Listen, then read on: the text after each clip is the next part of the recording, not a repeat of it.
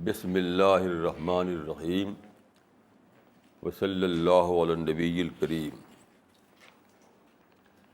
رب اشرح لی صدری ویسر لی امری واحلل عقدۃ من لسانی یفقہوا قولی۔ آج کا جو ٹاپک ہے وہ ہے ہسٹری آف اسلامک لرننگ۔ یہ ٹاپک بہت ہی انٹرسٹنگ ٹاپک ہے، لیکن یہ بہت ہی ڈیٹیل ٹاپک ہے، اس پر بہت کچھ لکھا گیا ہے۔ میں اس وقت صرف کچھ آسپیکٹ بہت ہی بریف میں کہنے کی کوشش کروں گا۔ دیکھیے، میری اسٹڈی کے مطابق ہسٹری آف لرننگ ان اسلام شروع ہوتی ہے اسی دن سے جس دن کے اسلام خود شروع ہوا،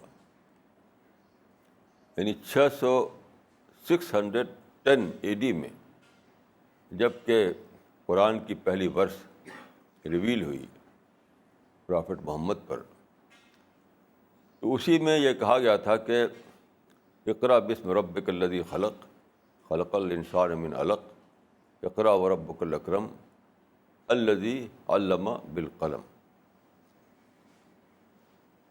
یعنی اسلام کی صورت میں جو ریلیجن خدا نے بھیجا، اس کی صفت یہ تھی کہ وہ قلم کے ذریعے لکھا جانے والا ریلیجن تھا۔ یہ بہت انوکھی بات ہے۔ قلم کیا ہے؟ یہ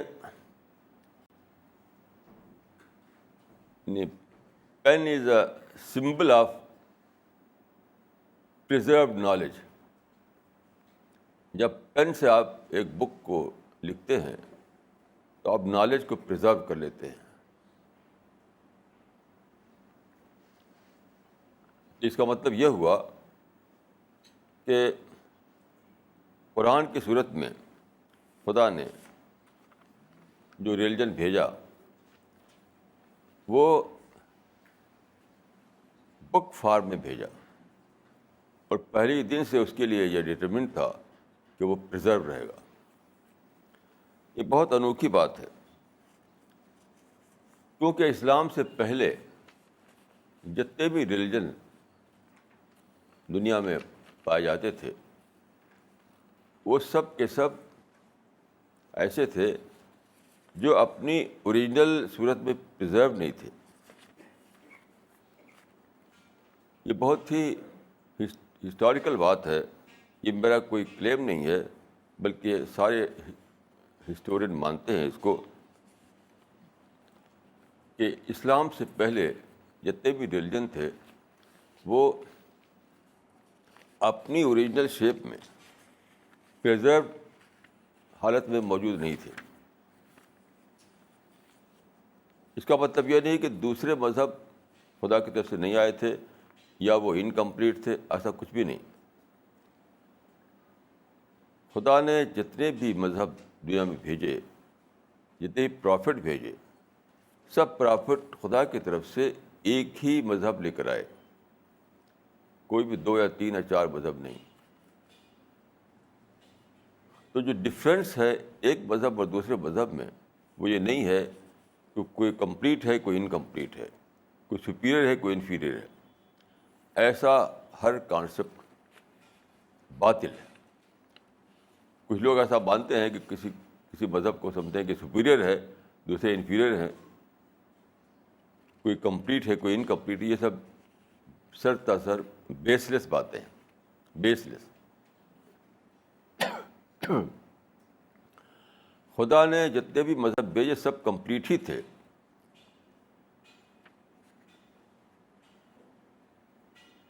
کسی میں کوئی کمی نہیں تھی.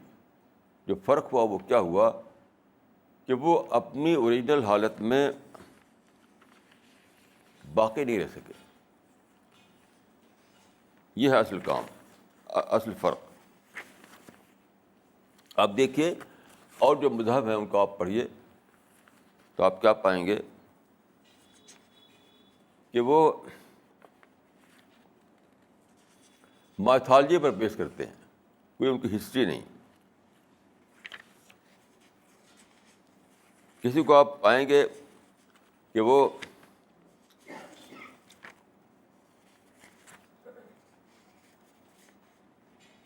اسٹوری، جیسے اسٹوری ٹیلرس ہوا کرتے تھے پہلے، تو وہ اسٹوری کے روپ میں ہیں. بہت ساری اسٹوری بیس لیس اسٹوریز، ان کی کوئی ہسٹری نہیں. ہسٹریز پر تو اسٹوریز پر، مائتھالوجی پر، کچھ بہت ہی مسٹیریس قسم کے بلیف پر یہ سارے ریلیجن بیس کرتے تھے. تو خدا نے چاہا کہ ایک ایسا ریلیجن، وہی ریلیجن جو پہلے بھیجا تھا، اس ریلیجن کو اس طرح بھیجا جائے، ایسا انتظام کیا جائے کہ وہ پرزرو رہے. تو یہ گویا کہ اسلام کا آنا ریلیجن کی ہسٹری میں ایک نئے پیریڈ کا آنا تھا، ایک ڈپارچر تھا. یہ اسلام سے ایک نئی ہسٹری شروع ہوئی جبکہ ایسا مذہب دنیا کو دیا گیا، دنیا کو ملا، جو مائتھالوجی پر بیس نہیں کرتا تھا، جو اسٹوری پر بیس نہیں کرتا تھا، جو مسٹیریس بلیف پر بیس نہیں کرتا تھا، جو ریچولس پر بیس نہیں کرتا تھا، بلکہ پوری طرح ایک سائنٹیفک مذہب تھا. بریڈلے ایک فلاسفر ہے، بہت ویل نون فلاسفر. تو اس نے ایک کتاب لکھی تھی، اس میں یہ کہا کہ آج انسان کو سائنٹیفک ریلیجن کی ضرورت ہے. اس کو پتہ نہیں تھا کہ سائنٹیفک ریلیجن تو خدا بہت پہلے بھیج چکا. اسلام سائنٹیفک ریلیجن ہی ہے. یعنی بریڈلے کا جو ڈریم تھا وہی اسلام ہے. تو علم بالقلم، یعنی خدا نے پین کے ذریعے سے اپنا، یعنی جو اس کا جو کریشن پلان ہے، اس کی جو باتیں ہیں، اس کو پین کے ذریعے اس نے بک فارم میں بھیجا انسان کو. تو بک کیا ہے؟ بک پڑھنے کی چیز ہے، سوچنے کی چیز ہے. بک آپ کے مائنڈ کو ایکٹیو کرتی ہے. اس کا مطلب کیا ہوا کہ قرآن بیس کرتا ہے سوچ پر. انٹلیکچوئل ایکٹیویٹیز کا نام ہے اسلام. اسلام یہ نہیں ہے کہ آپ کچھ ریچول، ایک سیٹ آف ریچولس ہے، اس کو کر لیں تو اسلام ہو گیا. ایسا کچھ بھی نہیں ہے. اسلام پورے معنوں میں انٹلیکچوئل ایکٹیویٹیز کا نام ہے. آرگومنٹ، دلیل پر، ریزن پر بیس کرتا ہے. یہ پہلے ہی دن گویا بتا دیا گیا اللہ تعالیٰ کی طرف سے کہ اب جو مذہب کا زمانہ شروع ہو رہا ہے وہ ایک سائنٹیفک مذہب کا زمانہ ہے. پہلے میتھولوجیکل مذہب ہوا کرتے تھے، اب یہ سائنٹیفک مذہب دنیا کو خدا نے دیا ہے. پچھلے مذہب بھی سائنٹیفک ہی تھے، لیکن جو ان کا ورژن ایگزسٹ کر رہا تھا اس کو لے کر میں کہہ رہا ہوں. یعنی اوریجنل ورژن جو اس کا تھا وہ خود بھی سائنٹیفک ہی تھا، لیکن جو ایگزسٹ کر رہا تھا، جو سسٹم یا جو ورژن، اس کو لے کر میں کہہ رہا ہوں کہ ایک نیا دور خدا نے پیدا کیا مذہب کی ہسٹری میں. تو یہ دور جو تھا کیا تھا؟ یہ نہیں کہ خدا نے جیسا کہ بہت سے لوگ سمجھتے ہیں کہ اسلام کوئی افضل مذہب ہے. یہ سب بالکل بیس لیس باتیں ہیں. افضل مذہب ہرگز نہیں ہے اسلام سائنٹیفک مذہب ہے. اسلام ریزروڈ مذہب ہے. یعنی اس میں خدا نے جو ریویلیشن بھیجا وہ جن شبدوں میں آیا تھا انہی شبدوں میں آج بھی وہ موجود ہے. یہ ہے اس کا اصل. اس بات کو جاننا بہت ہی ضروری ہے. اگر آپ یہ نہ جانیں تو جھوٹا فخر پیدا ہوتا ہے. آپ سمجھ لیتے ہیں کہ میرا مذہب افضل ہے, دوسرے کا مذہب غیر افضل ہے, میرا مذہب کمپلیٹ ہے, دوسروں کا مذہب انکمپلیٹ ہے, میرا مذہب سپیریئر ہے, دوسروں کا انفیریئر ہے. یہ بات ریلیجن کی جو اسپرٹ ہے اس کو کل کرتی ہے, کل. ریلیجن کی اسپرٹ یہ ہے کہ آپ کے اندر ماڈسٹی آئے, ماڈسٹی. اور جب آپ یہ سوچ لیں کہ میرا مذہب سپیریئر ہے, دوسروں کا انفیریئر ہے, تو ماڈسٹی کہاں سے آئے گی؟ پھر تو پرائڈ آئے گا, پرائڈ. اور پرائڈ سے جڑا ہوا ہے آروگنس. جہاں پرائڈ آیا وہ آروگنس آیا. تو بتائیے کہ وہ مذہب ہوا؟ وہ تو اینٹی مذہب ہوا. اس قسم کے تمام خیالات باطل ہیں کہ میرا مذہب افضل ہے, میرا مذہب سپیریئر ہے, میرا مذہب کمپلیٹ ہے. یہ مذہب کا نیگیشن ہے, نیگیشن. تو اسلام کے ذریعے جو نیا زمانہ شروع ہوا وہ یہ تھا کہ انسان کو ایک ایسا مذہب دیا گیا جو پوری طرح لاجیکل تھا, پوری طرح ریزن بیسڈ تھا, جس کو پوری طرح آپ انٹلیکچوئل ایکسرسائز کے سمجھ سکتے تھے. پوری طرح اپنی عقل کو اپلائی کر کے, اپنی ریزن کے اپلائی کر کے سمجھ سکتے تھے اس کی سچائی کو, اس کی حقانیت کو. دیکھیے وہ جو مذہب کا ورژن تھا پہلے, ابھی بھی وہ پایا جاتا ہے ادھر ادھر, اس نے مذہب کو وہی درجہ دے دیا تھا جو ہمارے باڈی میں اپینڈکس کا ہوتا ہے. اپینڈکس آپ جانتے ہیں کہ باڈی کے اندر ایک ایسا آرگن ہے جو سمجھا جاتا ہے کہ بالکل اس کا کوئی فنکشن نہیں, باڈی میں اس کا کوئی فنکشن نہیں, اس لیے کئی لوگ اس کو آپریشن کر کے نکال دیتے ہیں. تو جسٹ لائک اپینڈکس ہو گیا تھا ریلیجن, ابھی بھی ہے بہت سے لوگوں کے درمیان. کیوں؟ آپ کی ریزن سے اس کا رشتہ جڑا ہوا نہیں ہے. ایسا مذہب جس کا رشتہ آپ کی ریزن سے جڑا ہوا نہ ہو وہ اپینڈکس ہی بن کر رہ جائے گا. ایک سیٹ آف ریچولس ہوگا, آپ اس کا آپ کی زندگی میں, آپ کی زندگی کو ایکٹیویٹ نہیں کرے گا, آپ کی زندگی میں وہ شامل نہیں ہوگا. تو ایک ایسا مذہب جو آپ کی ریزن کو اپیل کرے,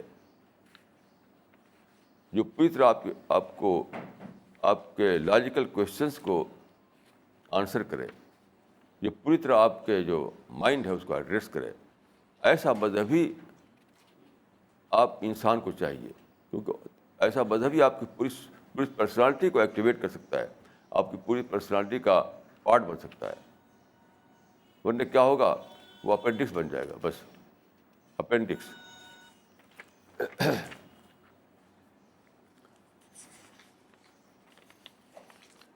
دیکھیے آپ کو معلوم ہوگا کہ آج کل ایک ورڈ یوز ہوتا ہے فیوچر ٹریڈنگ.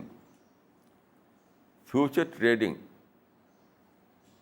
مستقبل کی تجارت. اس کا مطلب کیا ہے؟ مثال کے طور پر آپ ایگریکلچر کرتے ہیں, ایک ایسی چیز بوتے ہیں جس میں آپ سوچتے ہیں کہ فیوچر میں اس میں مجھے کتنا فائدہ ملے گا. جیسے گنا اگر لگائیں تو کتنا فائدہ مجھے ملے گا, اور اگر آپ اس میں مشروم لگائیں تو کتنا فائدہ ملے گا. تو فیوچر کو سوچ کر کے ایگریکلچر کرنا, یہ ہے فیوچر ٹریڈنگ. مذہب فیوچر ٹریڈنگ ہے. اسلام میں جو کانسیپٹ ہے ریلیجن کا وہ دراصل فیوچر ٹریڈنگ ہے, یعنی آج بونا کل کاٹنا, پری ڈیتھ پیریڈ میں عمل کرنا اور پوسٹ ڈیتھ پیریڈ میں اس کا ریوارڈ پانا. یہ ہے فیوچر ٹریڈنگ. یہ بہت ہی امپورٹنٹ آسپیکٹ ہے, اس کو آپ سمجھنا چاہیے. کیونکہ وہ مذہب جو صرف آپ کو بلیسنگ دیتا ہو, آپ کی تجارت میں, آپ کی سروس میں آپ کو کام آتا ہو, وہ فیوچر ٹریڈنگ نہیں ہے, وہ تو پریزنٹ ٹریڈنگ ہے. تو اکثر مذہب کا جو ورژن آج موجود دنیا میں وہ حال میں چلتا ہے, یعنی حال میں بلیسنگ, پریزنٹ میں کچھ بلیسنگ لے لینا. یہ ہے مذہب کا فنکشن. اسلام میں یہ کانسیپٹ نہیں ہے مذہب کا. اسلام میں مذہب کا جو کانسیپٹ ہے وہی ہے فیوچر ٹریڈنگ. یعنی آج عمل کرو اور کل اس کا انجام پاؤ. جیسے آپ آج ایک درخت لگاتے ہیں تو آج آپ کو کچھ نہیں ملتا, بہت دنوں کے بعد وہ بڑا ہوتا ہے, بڑا ہو کر کے پھر اس میں پھل پھول آتے ہیں, اس میں آپ کو وہ فائدہ ملتا ہے جو آپ چاہتے ہیں. تو اسلام ایک قسم کا فیوچر ٹریڈنگ ہے. آپ کو بتاتا ہے کہ کون سا کیسی سوچ آپ کی ہو, کس طرح اپنی زندگی کو ڈھالیں آپ, یعنی اپنے سول کو کس طرح آپ پیوریفائی کریں, اپنے مائنڈ کا کس طرح ڈیولپمنٹ کریں. یعنی اسپریچول ڈیولپمنٹ اور انٹلیکچوئل ڈیولپمنٹ کس طریقے سے ہو کہ وہ پوسٹ ڈیتھ پیریڈ میں آپ کو پیراڈائز کی شکل میں لوٹے آپ کی طرف. یہ ہے فیوچر ٹریڈنگ کا مذہب. یعنی میں عرض کروں کہ فیوچر ٹریڈنگ کا لفظ کوئی قرآن و حدیث میں لکھا ہوا نہیں ہے, لیکن اسلام کی ٹیچنگ کو ماڈرن ایڈیم میں ڈھالنا پڑتا ہے. اسی لیے قرآن میں ہے کہ وما ارسلنا من رسول الا بلسان قومی, یعنی ہر پروفٹ اپنے لوگوں کی زبان میں بھیجا گیا. تو اسلام کی ٹیچنگ اگرچہ اٹرنل ہے, وہ عربک لینگویج میں ہے, وہ 1400 سال پہلے آیا, لیکن جب بھی آپ دعویٰ ورک کریں گے, جب بھی لوگوں کو ایڈریس کریں گے آپ, تو آپ کا کام اسی وقت کامیاب ہوگا جب کہ آپ ماڈرن تھنکنگ کو سمجھیں, ماڈرن مائنڈ کو سمجھیں اور اس لینگویج میں بولیں, تبھی لوگوں کا مائنڈ ایڈریس ہوگا. تو جب میں نے یہ جانا فیوچر ٹریڈنگ, تو میں سمجھا کہ بہت ہی اچھا ورڈ ہے بتانے کے لیے کہ اسلام میں کانسیپٹ کیا ہے زندگی کا, کہ پری ڈیتھ پیریڈ میں کام کرو اور پوسٹ ڈیتھ پیریڈ میں اس کا پھل پاؤ. اس لیے میں نے اس لفظ کو یوز کیا. اب میں آپ کو یعنی چند اور باتوں کی طرف دھیان دلاؤں گا.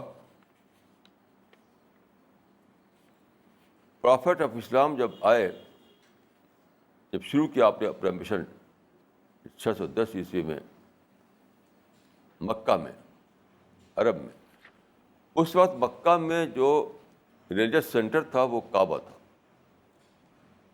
پہلے سے چلا آ رہا تھا وہ ریلیجس سینٹر جو حضرت ابراہیم نے بنایا تھا.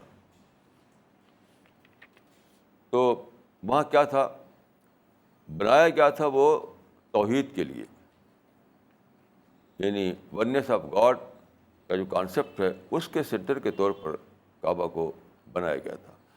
لیکن صدیوں کے بعد وہاں بگاڑ آتا رہا, یہاں تک کہ لوگوں نے اس میں بہت سے آئیڈل رکھ دیے. تو وہ بتوں کا سینٹر بن گیا تھا.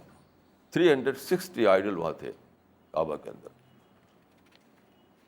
ایک بہت ہی سوچنے کی بات ہے کہ پہلی ورس جو قرآن کی اتری, پہلی, اس میں کہا گیا وَثِيَابَكَ فَطَهِّرْ یا ایھا المدثر قم فانذر وربک فکبر وثیابک فطہر. یعنی اس میں یہ نہیں کہا گیا کہ طہر الکعبۃ من الاصنام, کعبہ کو بتوں سے پاک کرو. یعنی جس وقت قرآن کی آیت اتری, سب سے بڑا ایشو جو تھا آبویسلی وہ یہ تھا کہ کعبہ میں 360 بت رکھے ہوئے ہیں. میں سمجھتا ہوں کہ سب سے بڑا ایشو یہی تھا, دوسرا کوئی ایشو اتنا بڑا نہیں تھا وہاں پر. لیکن آپ دیکھیے قرآن کی جو آیتیں آئیں اس وقت, اس میں اس کا کوئی منشن ہی نہیں. اس کو ہم ہسٹری سے جانتے ہیں, یہ بات ہم ہسٹری سے جانتے ہیں, قرآن سے نہیں. اگر قرآن میں یہ ہوتا وہ طہر الکعبۃ من الاصنام, کعبہ میں بت ہیں ان کو پاک کرو بتوں سے کعبہ کو, تو ہم جان لیتے.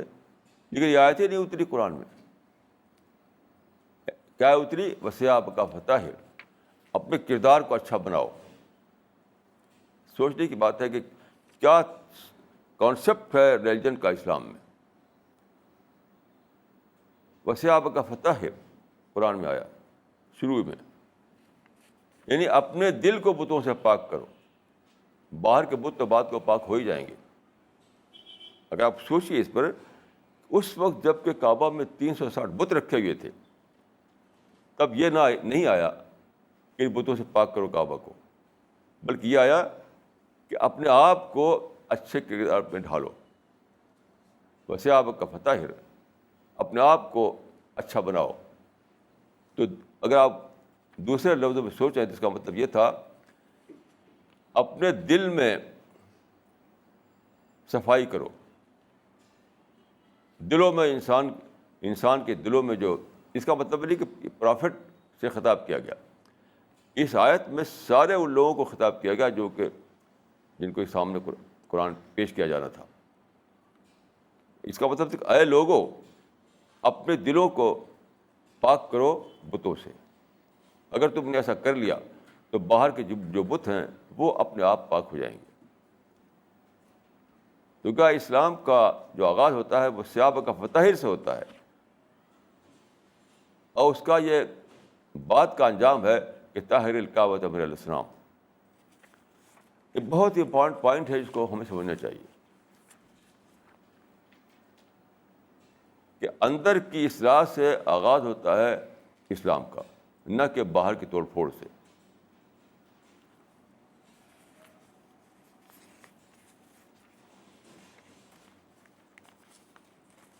اب میں آپ کو یہ عرض کروں گا کہ جو اسلامک لرننگ جس کو میں کہہ رہا ہوں، اسلامی علوم، تو میری سمجھ سے وہ دو قسم کے ہیں.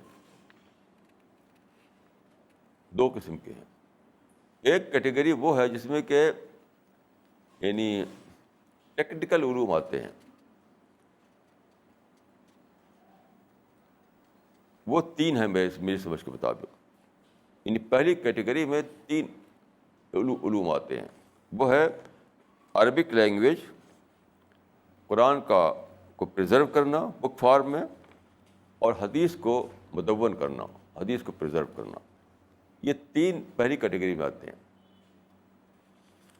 جہاں تک میں نے اسٹڈی کی ہے، یہ تینوں میں جو کام ہوا وہ بہت ہی آئیڈیل کام ہوا، اور آخر تک کام مکمل ہو گیا. اس زمانے کے لوگوں نے اتنا زبردست کام کیا اس معاملے میں کہ ہمارے لیے چھوڑا نہیں.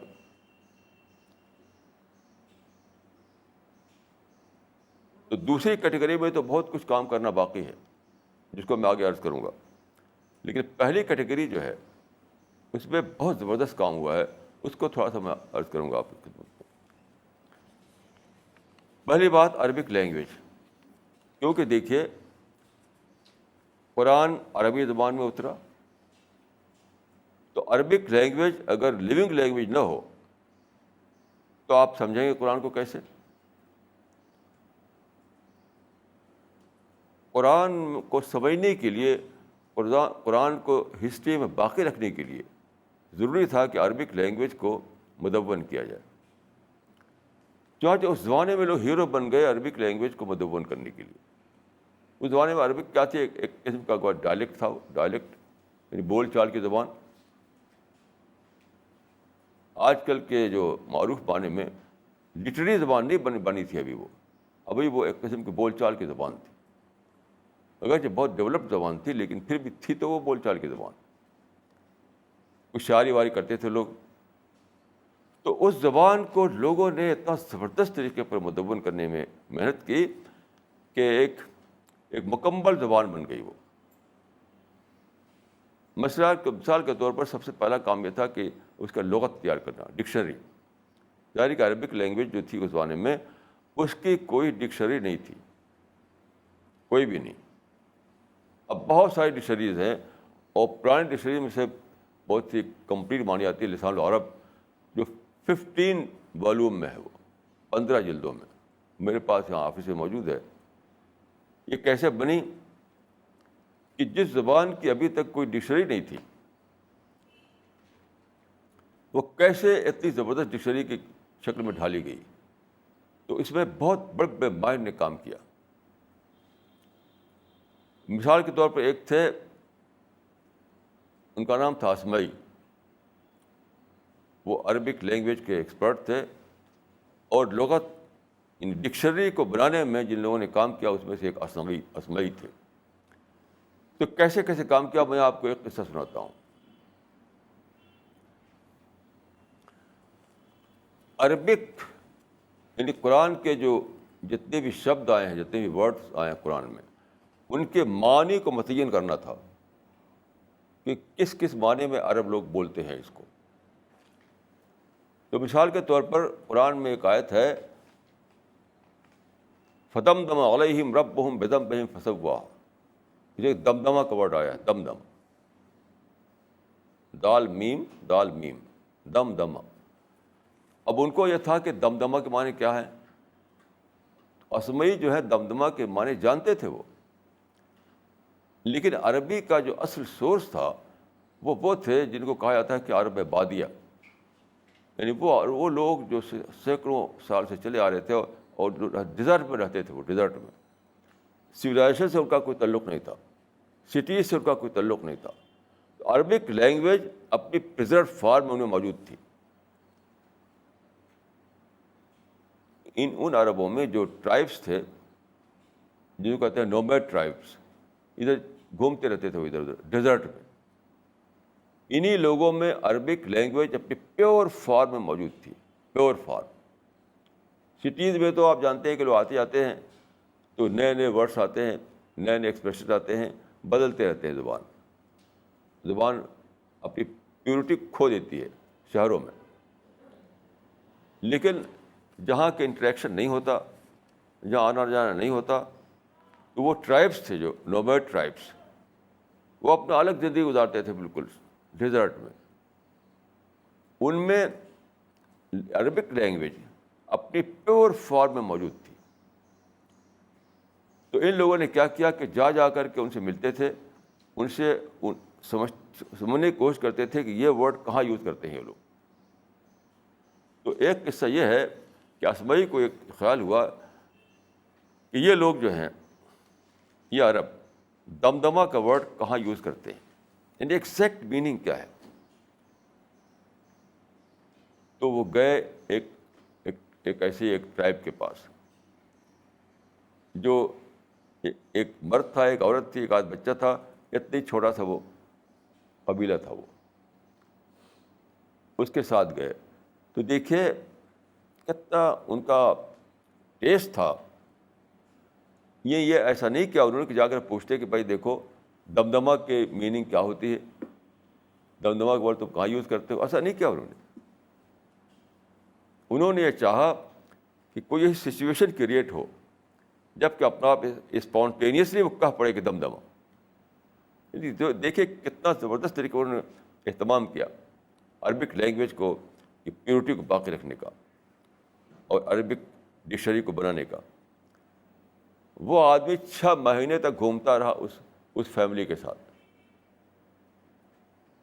وہ جو فیملی تھی جس سے جڑا تھا وہ, کہ کیوں 6 مہینے لگے کہ کبھی یہ اسپونٹینیسلی کہہ پڑیے دمدمہ کا ورڈ بولے. تو میں سمجھوں کہ اس سچویشن کو لے کر کے میں سمجھ سکوں کہ دمدمہ کا ورڈ عرب لوگ کس موقع کے لیے یوز کرتے ہیں.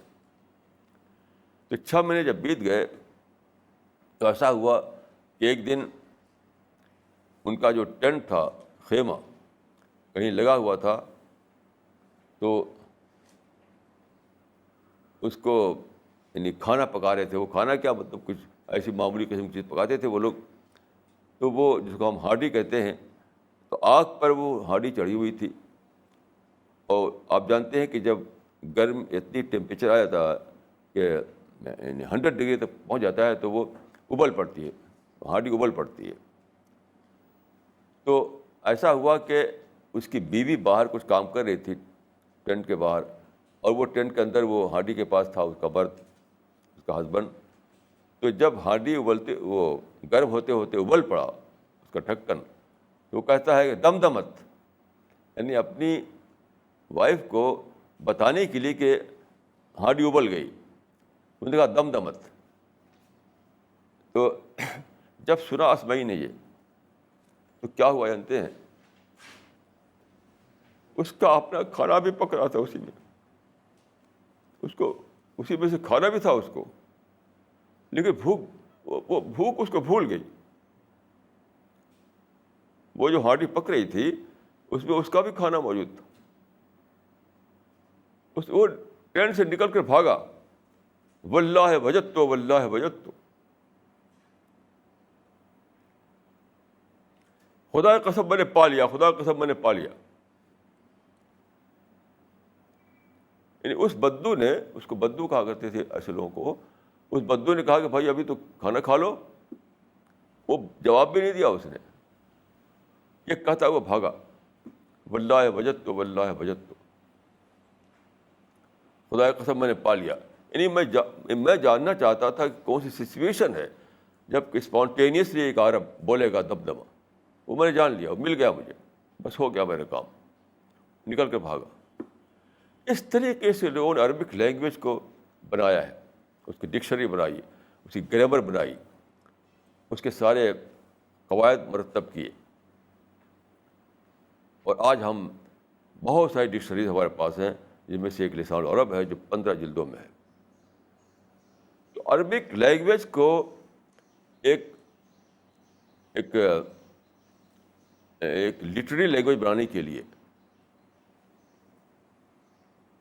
کتنا بڑا کام کیا انہوں نے. یہی وجہ ہے کہ عربک لینگویج آج اسی حالت میں آج بھی وہ زندہ ہے. عربک لینگویج ایکسیپشنلی ایک لیونگ لینگویج ہے. کوئی بھی لینگویج 1500 سال سے ایسی نہیں ہے جو 1500 سال کے بعد بھی وہ ایک لیونگ لینگویج کے طور پر موجود ہو. یہ ایک ریئر ایکسیپشن ہے عربک لینگویج کا.